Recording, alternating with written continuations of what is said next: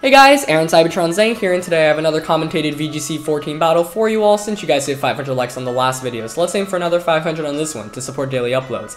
Anyway, as you know, I recently have been uploading a bunch of matches from a tournament I'm currently participating in called the Nugget Bridge Dodrio Cup. It's a single elimination tournament where you pair up with 2 other people, and in each round you battle another team. First team to have 2 wins basically advances on. The team that loses is obviously eliminated. The only exception to this tournament is you and your partners cannot use the same Pokemon, so if I use a Gengar, my partners can't use a Gengar.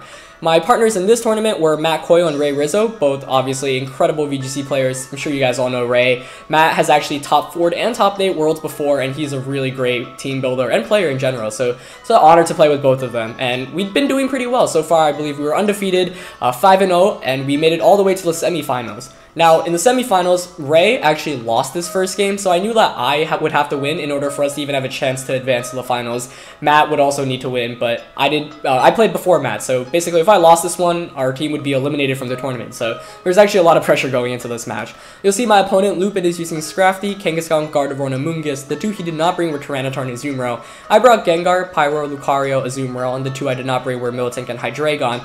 The logic behind this is I knew that the only 2 Pokemon on his team that would give my Lucario trouble were Amoonguss and Azumarill. Otherwise, the Lucario can one-hit KO Kangaskhan, Scrafty, and Tyranitar, and can KO the Gardevoir with a Flash Cannon. So I knew Lucario was my win condition in this match. I needed to conserve that. That's why I brought it in the back. And Gengar and Pyroar gave me the best chances of KOing the 2 Pokemon that I needed to KO, Amoonguss and Azumarill. So let's get into this match. I think that's important to consider with the course of it. And you know, a lot of the times people like to just lead with their Mega Evolution, but I believe it's really important in conserving it and bringing it out in the right time, which is why I made the decision I did. So because he leads with Amoonguss and Gardevoir, I'm really happy. Amoonguss is obviously a great Pokemon to see when you do lead Pyroar, because obviously Pyroar can get that overheat one-hit KO. And I know Gardevoir can't one-hit KO my Pyroar unless he happens to be Specs with Psychic, but that means I'll be able to outspeed his Amoonguss and KO him with the overheat. On the first turn, I know Amoonguss has 2 options, Protect or Rage Powder. And I decide I'm going to Sludge Bomb the Gardevoir and Overheat. If he does Rage Powder, I'll be able to knock out the Amoonguss, which, like I said, is huge for me because of Lucario in the back.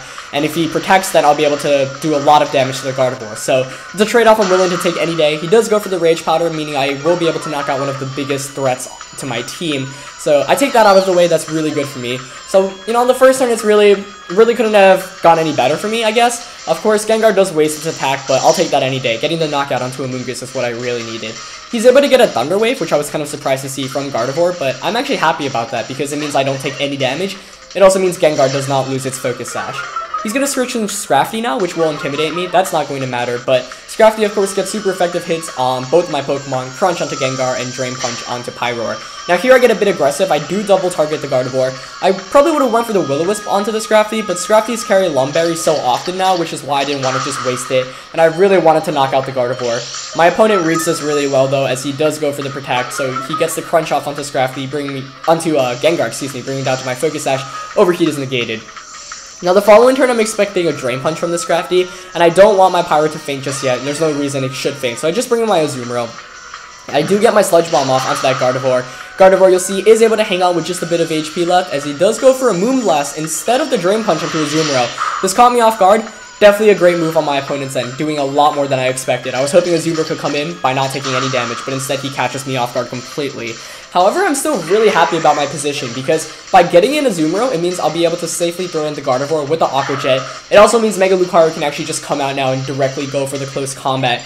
Even if he has Azumarill in the back, Azumarill switching into a close combat is still not really that great, because Mega Lucario is just so powerful. I am able to Mega Evolve here, and I do go for the Aqua Jet and the close combat here, knowing like he doesn't really have any safe switch-ins at this point, other than the Azumarill. I do knock out the Gardevoir as he does not protect, and my Lucario does go for the close combat. I was kind of surprised to see that. I was expecting maybe a Chople Berry, but the Scrafty doesn't have the Chople Berry. I am able to knock it out, and I take an instant 3-1 lead. So, like I've been stressing the entirety of this game, it's all about positioning. It was all about getting Lucario, saving it towards the back, and making sure I conserved it. I'm obviously pleased to see this Kangaskhan come in because Lucario is one of the best checks to Mega Kangaskhan. He is going to Mega Evolve on the first turn.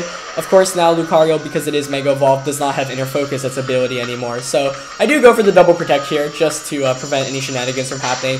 I probably should not have done that actually because Kangaskhan very occasionally carries Substitute, which would have actually given me probably some trouble. But I just went for the double Protect here. Could have just close combated and play rough. He does go for the Sucker Punch here, but there's really no chance of it KOing, even though I am at -1, because I am fighting type, I'm still going to resist that, so it's not going to do very much at all, as Lucario is able to get a full power close combat off, gonna one-hit knock out that Kangaskhan, and Lucario really proving clutch. Like I said, when I saw in team preview, I knew Lucario would be the key to winning this match, and that's exactly what happened. So, Lucario really able to clutch it through after after a huge key knockout onto that Amoonguss prior to everything else in the battle. And yeah, really, if anything, you know, this is an important lesson in VGC, conserving the most important Pokemon on your team and using it to your advantage at the end of the game. So I hope you guys enjoyed that match. It was actually really, really intense. I ended up closing it out though, which is great. So now my team is 1-1. It all comes down to Matt Coyle and his game as to whether we advance to the finals of the Dodrio Cup on Nugget Bridge. If we actually do advance to the finals, we get invites to the Nugget Bridge Invitational, which is a 32-man invitational, obviously, tournament.